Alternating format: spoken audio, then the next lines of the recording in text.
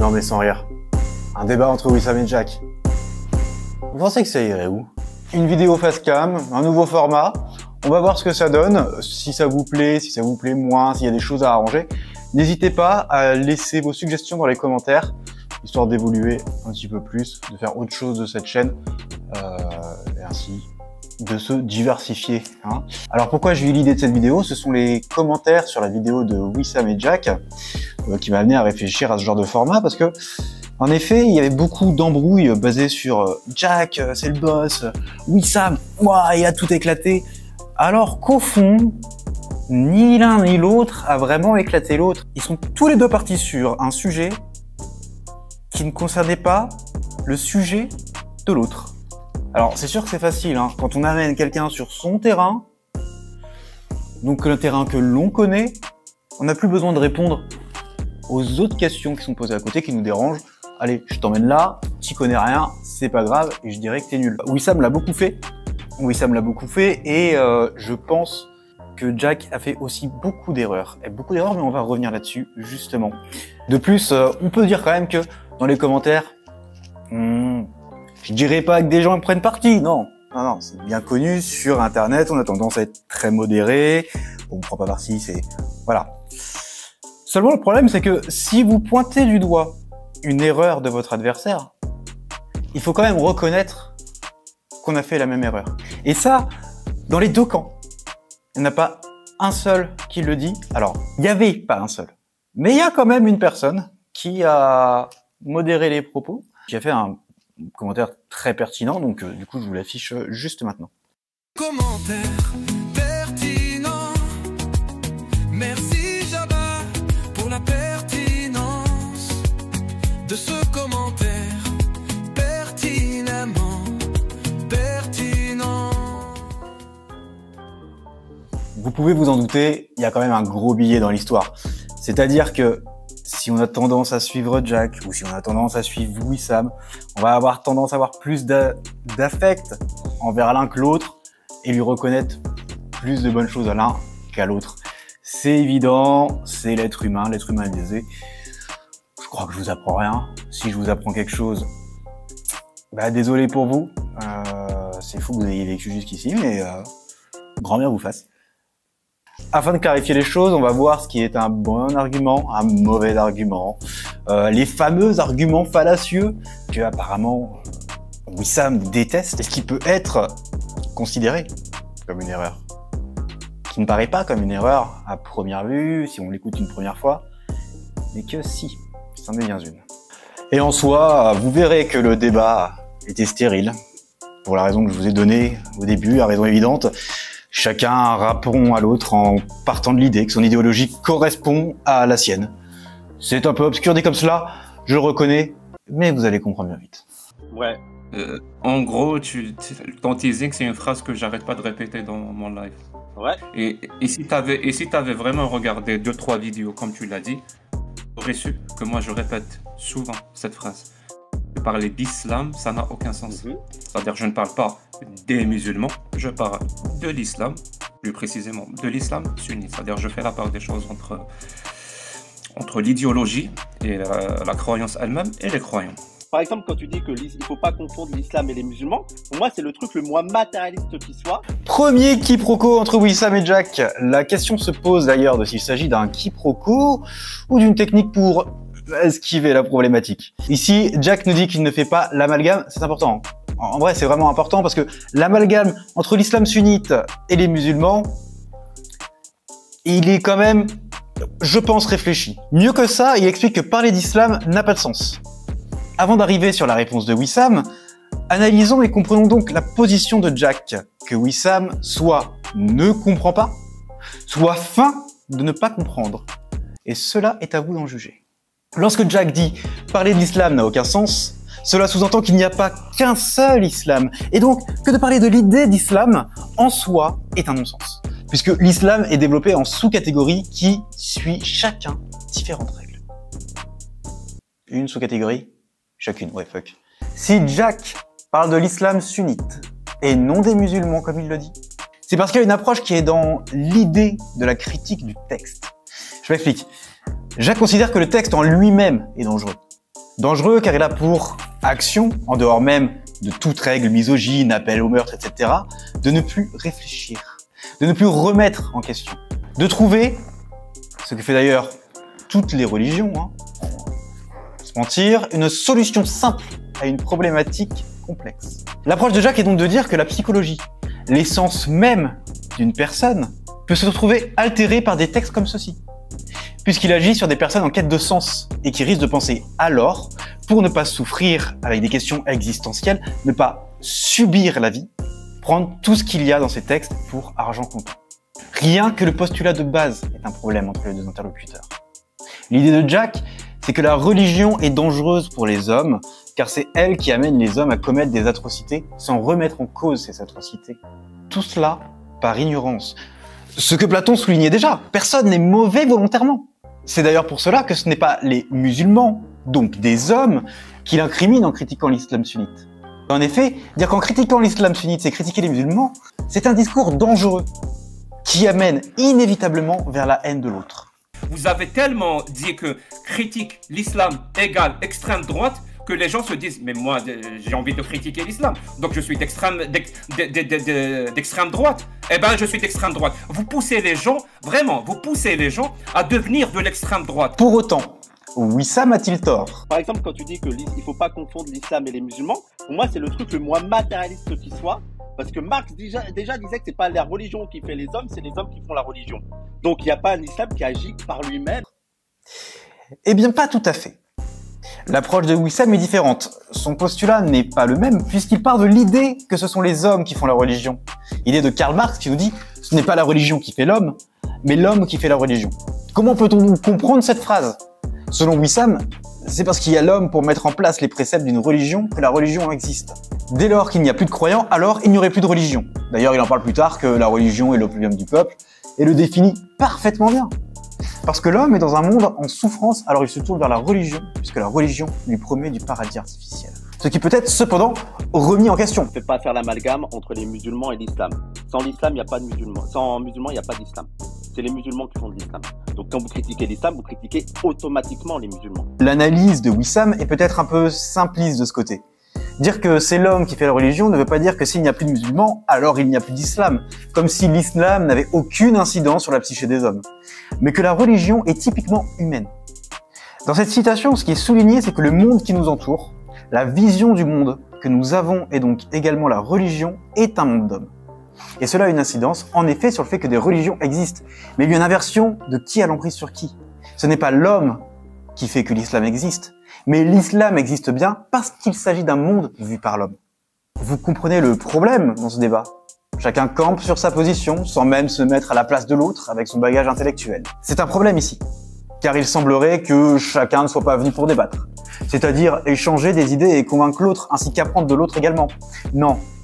Ici, il s'agit de deux personnes qui viennent avec leur certitude et qui, à aucun moment, ne se mettent dans la position de « j'ai peut-être quelque chose à apprendre de l'autre ». Typique des débats stériles sur Internet, me direz-vous, voire, et ça c'est un autre débat justement, sur le politique. Wissam restera ainsi sur tout le long du débat sur la critique du capitalisme, sur le fait de devoir lutter pour l'effondrement du capitalisme et passer à un régime communiste. Wissam n'est pas là pour la critique de l'islam. Il est là pour faire en sorte que si l'on est un vrai humaniste, selon ses propres termes, nous critiquons le capitalisme et non l'islam. Il s'agit de rallier des gens à sa cause, qui n'est aucunement l'islam, mais le communisme. Également de dire qu'un vrai humaniste fait telle chose et non telle chose est un argument purement fallacieux. Pour explication, ce n'est pas combattre le capitalisme qui fait de toi un vrai humaniste. Tu peux être, selon la définition de Wissam, un humaniste pour cette raison, mais tu ne peux pas dire que c'est LA solution ou la cause principale, et qu'ainsi tous les autres humanistes qui mettent en avant une autre cause, qui n'est pas moins humaniste, contrairement à ce qu'il veut tenter de faire croire, ne sont que des imitations de ce que serait un vrai humaniste. Jusqu'à preuve de contraire, ce n'est pas Wissam qui décide qui est humaniste et qui ne l'est pas. De plus, on peut voir qu'étrangement, quand il s'agit de mettre en place une critique de quelque chose de dangereux, selon Wissam, il faudrait attendre qu'il ait un effet dans le réel. Pour toi, si quelqu'un dit qu'il a peur du communisme, ça veut dire qu'il a peur des communistes. Et oui, Quand quelqu'un a peur du communisme, il a peur des communistes. Oui, oui, non, mais on s'en fout de savoir si... considérez-moi comme non-musulman. On s'en bat les couilles. Considérez que je connais pas la religion. On s'en bat les couilles, c'est même pas le sujet du débat. On a peur que des gens appliquent ce communisme. S'il y a personne pour appliquer le communisme fait pas peur. Si les gens ont peur du communisme, c'est parce qu'il y a des gens qui vont l'appliquer. C'est ça être matérialiste. Bah, les gens qui ont peur du communisme, c'est parce qu'il y a des communistes qui sont déjà en train de mener la lutte. Par contre, à un moment donné, imaginons que ça monte en puissance, que le monarchisme est là, qu'il y a des gens militants qui gagnent de la puissance et qui pourraient appliquer le monarchisme. Ah bah là, je suis en mode, ah non, il faut faire une critique du monarchisme. Donc c'est toujours les individus qu'on critique. Il nous dit que le monarchisme ne fait pas peur tant qu'il n'y a pas de monarchiste. Donc il faut attendre que l'homme se fasse endoctriner, applique la doctrine pour qu'on commence à s'en inquiéter.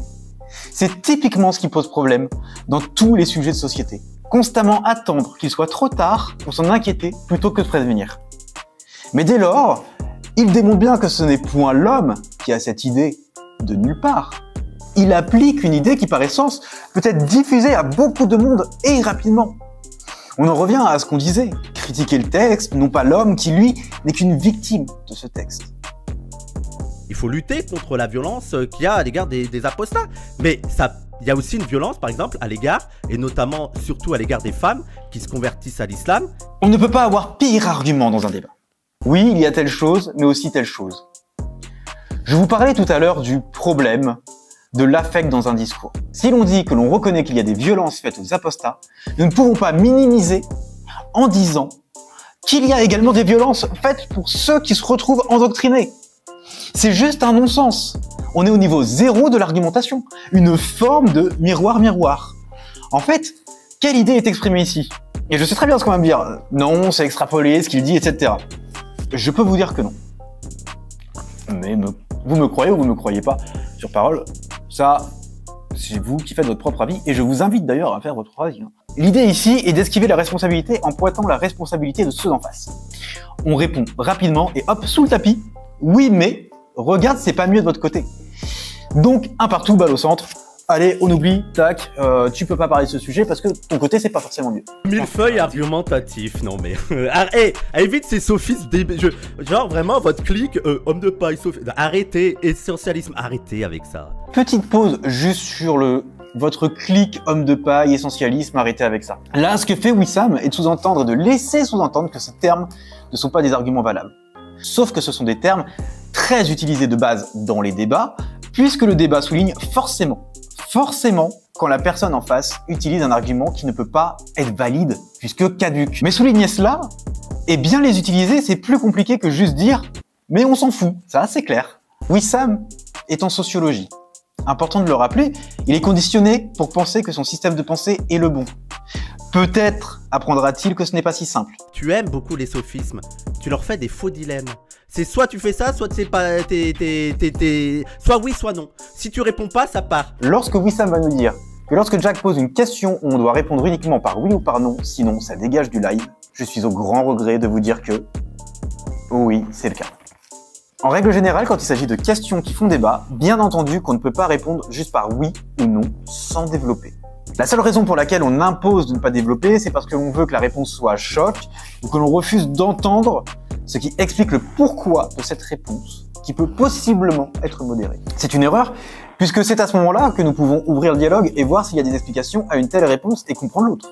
Il y a une bonne critique de l'islam que je trouve intéressante, posée. Donc, moi, je suis pour qu'il y ait la critique de l'islam, mais ça ne veut pas dire que... Et c'est critiquer les musulmans, mais je trouve qu'il y a des musulmans, c'est légitime de les critiquer. Il y en a d'autres, c'est pas légitime de les critiquer. Tu vois, la réalité est complexe. Les musulmans ne sont pas un bloc monolithique. Sans le savoir, Wissam fait un « c'est fait !» comme il adore dire. Puisqu'il va nous redire que critiquer l'islam, c'est critiquer les musulmans. Et qu'il y a des musulmans où il considère qu'il faut les critiquer, et d'autres où ce n'est pas légitime de les critiquer. Ici, il vient de se tirer une balle dans le pied.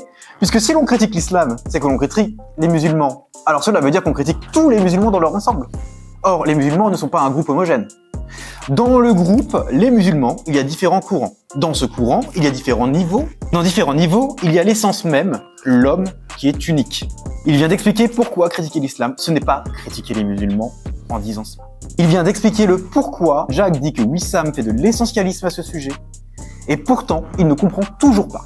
Ce qui est horrible avec vous, et je trouve ça très grave, c'est que vous en prenez à des gens qui ont très peu de connaissances de l'islam, mais même de tous les philosophes, théologiens qui ont travaillé sur l'islam, et qui en fait là vous venez vous dites ah mais tu sais que si tu crois pas ça, t'es pas un vrai musulman, et donc le gars va se dire ah oui putain je suis musulman, je dois croire à ça, alors qu'au début il y croyait pas. Quand même Jordan X qui a fait un débat avec un musulman sur la torture, le musulman il est venu dans le débat, il était contre la torture, Jordan X lui a dit mais en gros s'il est pas pour la torture il est plus musulman, et le musulman est sorti du live de Jordan X pour la torture. Bravo, le travail de démocratie, de déradicalisation, vous êtes extrêmement fort. Pur paternaliste de la part de Wissam, dès lors qu'il commence à dire que les personnes qui montent dans le chat de Jack sont des gens qui ne sont pas informés sur les études des religions, la théologie, etc. Il dit que si les gens avaient ces connaissances à lui, alors ils ne tomberaient pas dans le piège de Jack. Et reporte la faute sur Jordan X, pour le fait qu'un musulman change d'avis sur la torture parce que Jordan X lui dit qu'il est écrit qu'il faut être pour la torture. Il rejette la faute sur Jordan X alors que la seule chose qu'a fait Jordan X c'est de l'informer sur ce que sa religion dit dans le livre, et donc ce qu'Allah dit. Ce n'est pas Jordan X qui suit aveuglément, c'est Allah. C'est d'une malhonnêteté incroyable. Et je refuse de croire que Wissam ne le sait pas. Quand on lui pointe la lune, l'idiot regarde le doigt. Jordan X, il est athée.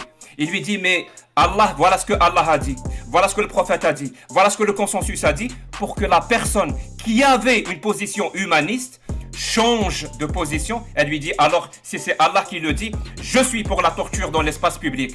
Et ça te fait pas tilt. Tu dis pas, ah merde, oui, ça me fait tilt. Justement, ça te fait tilt au mauvais endroit. Wissam refuse tellement de voir que l'islam peut être un problème, que même lorsqu'on lui montre pourquoi, il prend une tête d'ahurie en pensant avoir compris alors qu'il tape complètement à côté. Mais le patriarcat est partout. Imaginons que vous montrez que l'islam c'est n'importe quoi et qu'ils ne sont plus musulmans. Le patriarcat va persister, comme il persiste dans les sociétés occidentales. Pourquoi? Parce que c'est des hommes qui dominent. Et donc des hommes, pour justifier leur domination, vont chercher dans différentes idéologies, dans différentes légitimités. Le patriarcat n'est pas isolé à l'islam. En effet, le patriarcat n'est pas isolé à l'islam, mais il est quand même très violent dans l'islam. Et il le reconnaît à demi-mot en prenant la mesure, en utilisant « imaginons que ». Encore une fois, il utilise un argument qui n'en est pas un. Oui, il y a du patriarcat dans l'islam, mais il y a du patriarcat partout. L'inverse n'a jamais été dit. La seule raison de faire cela de cette manière est encore une fois de dire « oui, c'est un problème, mais en même temps, comme il y en a partout, pourquoi critiquer celui de l'islam ?» Ça aurait été le patriarcat de n'importe quelle autre religion ou pays ou que sais-je, cela n'aurait pas été dérangeant. Ici, c'est dérangeant et sans jugement, c'est humain. Mais c'est dérangeant car il s'agit de sa religion qui est attaquée. C'est aussi pour cela que nous ne pouvons pas faire abstraction du fait qu'il est musulman. Il n'arrête pas de dire que l'on doit le considérer comme un athée, mais ses propres arguments sont influencés par son idéologie, de façon consciente ou inconsciente. C'est une réaction de défense normale, mais nous ne pouvons pas le considérer comme un argument valable, encore une fois, dans un débat. Il reporte encore cela à de la politique, sa politique à lui. Le problème n'est pas l'islam, le problème c'est les hommes. Le problème n'est pas l'islam, le problème c'est le capitalisme. Dans tous les cas, le problème n'est pas l'islam. L'islam est mis de côté en pointant autre chose, mais cela n'annule pas la première affirmation pour autant. C'est d'ailleurs ce que dit exactement Jack. Je dois trouver d'autres justifications, où je dois me dire « Ah ouais, mais le patriarcat ailleurs, il est justifié par autre chose que l'islam. Donc c'est pas grave que ça soit justifié par l'islam en Algérie. Si, c'est grave. » Donc le fils, c'est le Front islamique du salut. Les dans le islamistes. programme... moi je crois pas à ces termes-là, islamiste. Donc ça veut dire que pour toi, il y a pas l'islamisme n'existe pas. Ça n'a pas de sens. Ça n'a pas de sens. Ça n'a pas de sens. Moi je t'ai dit tout à l'heure que l'islam c'est général. Il y a des types d'islam, et l'islam le plus majoritaire, c'est l'islam sunnite. Jack signe son arrêt de mort en disant « Je ne crois pas dans le terme islamiste, ça n'a pas de sens ». Pourquoi?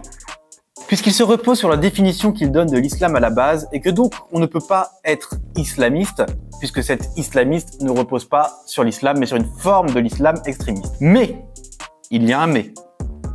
Le raisonnement est caduc, puisqu'à vouloir piéger Wissam dans ce raisonnement, alors il se devra d'être impeccable par la suite, et ne pas réutiliser le terme islamiste, puisqu'il le considère comme un non-sens. Vous l'aurez compris, c'est ce qu'il fera, ce qui détruira toute sa crédibilité, qu'il a pu accumuler, et donc ne sera plus pris au sérieux par son adversaire. Des attentats contre les musulmans sont des attentats islamistes. La majorité écrasante des attentats contre les musulmans qui tuent des musulmans sont des attentats qu'on pourrait qualifier d'islamistes. C'est-à-dire qu'ils sont commis islamistes, ouais, qui sont Mais je croyais que connus tu au voulais nom pas de utiliser l'islam ce terme. sunnite. Parfois, j'utilise, je me le. Oui, je me bon, le voilà. permets. Oui, bon, c'est. Dans un voilà, contexte c'est pas de précis. souci. De plus, Jack se perd dans son raisonnement. Il voit tellement son adversaire comme un adorateur de l'islam et comme un homme selon ses termes d'extrême droite qu'il traite son adversaire comme tel. Il ajoute donc des intentions au discours de Wissam qui ne sont pas les intentions de Wissam, mais les intentions de l'image que se fait Jack de Wissam. Dès lors, quand Wissam va parler de catégorie de musulmans, la défense de Jack va être de lui dire de laisser la tâche ingrate de faire des catégorisations parmi les musulmans et que c'est l'apanage de l'extrême droite. T'arrêtes pas de dire que les musulmans sont hétérogènes. Il faut faire des distinctions. Et donc, il faut bien catégoriser ces distinctions, ces groupes de musulmans différents. Je te laisse ce travail ingrat de faire des catégories de musulmans. Moi, Mais c'est la science, gros, on fait des catégories pour non, c'est comprendre pas un la truc. science. C'est pas la Mais- science. C'est pas la science. Donc tous les musulmans sont pareils. Arrête de blasphémer la science, s'il te plaît. Je te laisse. Mais faire c'est des la catégories de sociologie, musulmans. gros, c'est la Chose- sociologie. Chose que l'extrême droite adore faire pour le coup. L'argument de Jack ici est fallacieux. Ce n'est pas parce que l'extrême droite fait des catégories que toutes les personnes faisant des catégories sont d'extrême droite. Ce n'est pas parce qu'un outil est utilisé par tel ou tel camp que l'autre camp ou même n'importe qui ne peut l'utiliser de façon légitime. Rappelons-le, l'intention précède l'action.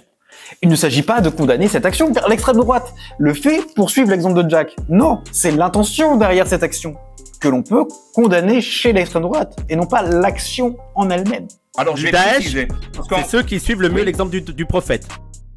Merci. Alors je vais D'accord. répondre clairement à ta question. Non mais attends, Daesh, laisse-moi- les agissements de Daesh que tout le monde semble condamner, sont les mêmes agissements.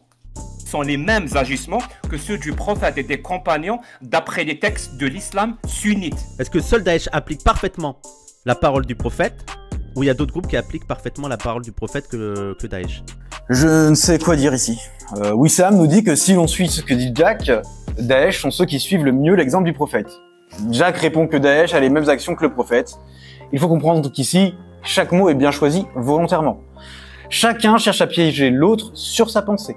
Lorsque Wissam dit que Daesh sont ceux qui suivent le mieux la parole du prophète, il attend de Jack qu'il lui réponde que oui. Ainsi, il pourra dire alors que Daesh sont pour Jack de vrais musulmans, comme il l'énonce depuis le début. Et les autres, non. Donc, que ce que fait Jack et sa bande est de radicaliser les musulmans en leur disant cela. Piège dans lequel Jack ne tombe pas, mais en plus retourne la situation en énonçant que Daesh agit exactement comme le prophète.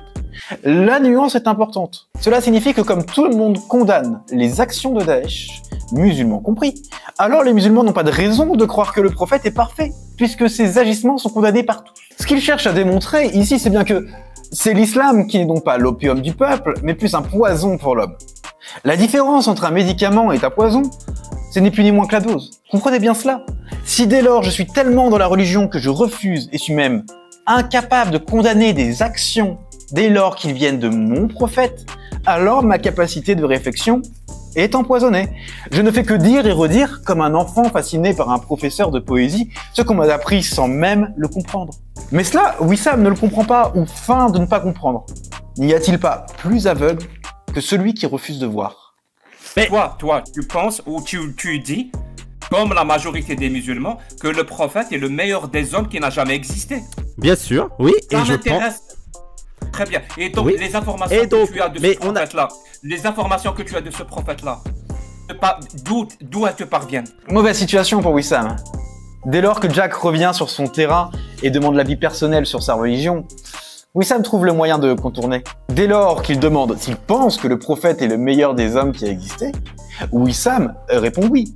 Pourtant, c'est là où ça coince. Comment peut-il dire qu'il s'agit du meilleur des hommes alors que quelques minutes auparavant, il dit condamner les actions de Daesh qui sont les mêmes actions que le prophète? Pourtant, on ne peut pas dire, et Wissam lui-même ne le dit pas, que les membres de Daesh sont les meilleurs des hommes. Mais le prophète, malgré cela, est tout de même le meilleur des hommes. Ce qui est souligné ici n'est pas, bien évidemment, de dire que Wissam est pro-Daesh. Ce serait ici une diffamation totale. L'objectif n'est pas ici. Mais l'objectif est encore de montrer que, dès lors que l'on touche à sa propre religion, Wissam se retrouve dans une impasse qui l'oblige à trouver des issues de secours. On s'en rend compte d'ailleurs assez facilement, puisqu'ici, il n'argue non pas au sujet du pourquoi le prophète est le meilleur des hommes qui a existé. Non, il se contente de dire « je suis pour qu'on puisse critiquer la religion ». Et ajoute, ça ne fait pas avancer le débat. Et je pense que les sources historiques sur le prophète sont extrêmement difficiles à avoir, qu'il faut avoir un regard critique, même sur les sources vues comme traditionnelles et incritiquables. Est-ce que c'est bon? On peut passer à autre chose? Donc toi, ça ne sert à rien dans le débat. Ça ne sert à rien dans le débat. Cela ne fait pas avancer le débat parce qu'il refuse de répondre et feint d'avoir répondu. Par définition, de par ses actes condamnés par tous dès qu'il ne s'agit pas du prophète, il est évident qu'on ne peut pas dire que le prophète est le meilleur des hommes qui n'ait jamais existé, puisqu'il existe des milliards de contre-exemples qui démontrent qu'il a existé, qu'il existe et qu'il existera des hommes meilleurs que le prophète. Bien qu'assez malhonnête, je dois reconnaître que la méthode est efficace. De plus, Wissam nous dit qu'il utilise des textes anthropologiques et temporels sur Mohammed. Dès lors que Jack lui dit qu'il n'y en a pas, Wissam dit qu'on s'en fout. Mais justement non, on ne s'en fout pas. Avec notamment une approche anthropologique de l'époque, une approche temporelle, et de me dire que c'est la dynamique qui compte. Il y a et donc, aucun texte historique, anthropologique, sociologique qui nous parle du prophète Mohammed. Aucun. Zéro. Je te défie de m'en citer un. C'est la raison qui me pousse. Mais c'est comme avec Jésus, on s'en fout, c'est pas le débat. Puisqu'il utilise comme béquille cela pour expliquer pourquoi c'est le meilleur des hommes qui n'a jamais existé. De plus, il dit qu'il faut voir par rapport au contexte de l'époque. Mais la question n'est pas s'il y avait un homme meilleur avant lui ou si c'était le meilleur des hommes à l'époque, non. C'est en 2025 que Jack demande s'il pense que c'est le meilleur des hommes qui ait existé. Chose à laquelle Wissam a répondu oui. Et non pas, mais à l'époque c'était le meilleur des hommes. Il y en a eu d'autres depuis. Que tu prouves qu'il existe ou pas existé, ça n'empêche pas qu'il y a 2 milliards de musulmans. Tu cites des sources qui n'existent pas et tu te dis on s'en fout. Bah je m'en fous pas, désolé. D'accord. Donc on va revenir sur le débat qui nous intéresse, l'intérêt politique de la critique. Pas encore. Mais attends, pas eu ma réponse. Mais utilise ces livres-là. Mais on s'en fout. Et dis-moi pourquoi tu penses. Utilise ces livres-là et dis-moi pourquoi le prophète est un exemple à suivre. Mais on s'en fout. Mais moi je pense que c'est intéressant. Tu les as lus? Oh putain. Mais on s'en fout. On s'en fout. Moi je t'ai dit part du principe que je suis athée. Je pense qu'il n'y a rien à dire sur cet extrait, il parle de lui-même.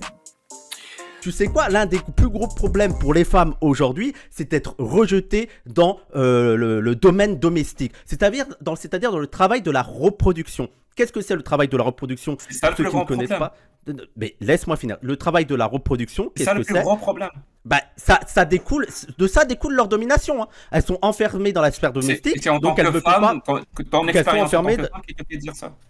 Là, le débat part dans tous les sens. Désormais, pour encore une fois dévier de l'islam, Wissam nous parle du plus gros problème des femmes aujourd'hui. Ce qui laisse un peu circonspect Jack, puisqu'il y a des femmes qui se font violer, persécutées, tuées pour des causes complètement injustes.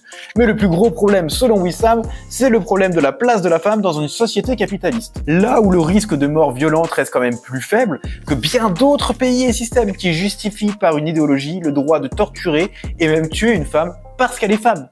En plus de démontrer que Wissam ici a une vision européocentrée de la place de la femme, il rejette encore la faute sur une autre chose pour dévier le sujet de l'islam. Or, cela démontre bien qu'on ne peut pas faire comme s'il était athée, puisqu'il fait tout pour ne pas se comporter comme s'il l'était. Mais en dehors de ça, intéressant de voir aussi une autre erreur monumentale que va faire Jack. Quand il dit « c'est ton expérience de femme qui te permet de dire ça », il se retire une balle dans le pied. Puisque cela sous-entendrait qu'on ne peut pas être légitime de parler des problèmes des femmes si nous ne sommes pas nous-mêmes une femme. Dès lors, il se muselle tout seul. Puisque si l'approche de Wissam ne peut être féministe puisqu'il n'est pas une femme, alors Jack ne pourra pas parler non plus de féminisme puisqu'il n'est pas une femme non plus. Jack s'est piégé lui-même. Et cela, comme nous pouvons le voir dans la suite du débat, n'est pas tombé dans l'oreille d'un sourd. Dès lors que Jack justifiera une cause féministe, Wissam sautera sur l'occasion pour lui dire exactement la même réflexion. Et Jack se rend compte de son erreur et là ne peut rien faire si ce n'est de faire un mea culpa et de se décrédibiliser une nouvelle fois en disant que sa réflexion était simplement malhonnête. Je lis des féministes, voilà. C'est quoi la dernière féministe que t'as lue? Hein, Jack, c'est qui la dernière? La biographie de Aïcha, radiyallahu anha, la femme du prophète. Donc c'est ça la dernière théoricienne féministe que tu as vue. 6 ans, il l'a épousée. Ouais, c'est la dernière œuvre féministe que j'ai vue. Oui, ça se voit que t'es un vrai féministe, toi. Cependant, de dire que nous sommes féministes si nous avons lu des féministes n'est pas non plus un argument. Le féminisme est une idéologie qui se transmet en dehors des livres également. Ce sont des combats qu'on peut voir un peu partout. Là est la différence avec la religion, ce n'est pas juste des dogmes dans un livre. C'est une réflexion et une évolution d'esprit critique. Bien que parfois, certaines féministes suivent l'idéologie comme des dogmes sans remettre en question ou savoir si cela est vraiment légitime, productif ou non. C'est que ton prétexte du patriarcat, il est faux. Parce que si l'islam disparaît, le patriarcat existe parce que le capitalisme est patriarcal. Faut-il vraiment appuyer sur le fait qu'il n'y a pas plus malhonnête? De dire que le patriarcat est un faux prétexte pour parler de l'islam sunnite, car il y a aussi du patriarcat dans les sociétés capitalistes, comme si le degré était exactement le même, il faut quand même l'oser. Et quand bien même il s'agirait d'exactement le même degré, imaginez à quel point il faut être condescendant pour dire « ton combat n'est pas légitime, le mien oui, je suis dans le vrai, tu es dans le faux ». Qui vend des armes à l'Arabie Saoudite? La France. Hein, la France, patrie des Lumières, de la liberté, du droit des femmes. Donc c'est Quand il y a le la faute de la France. Quand si les femmes non, sont je suis pas. La France porte une responsabilité. Je ne sais pas si cette rhétorique continue de vous surprendre. En effet, encore une fois, oui, l'islam est un problème, mais regarde ici.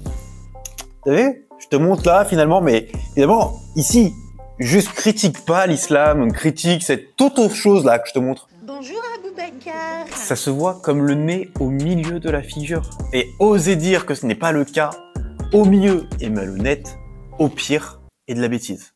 C'est ici le commentaire pertinent. Merci Jabba pour la pertinence de ce commentaire pertinemment pertinent. C'est ici le commentaire pertinent. Merci.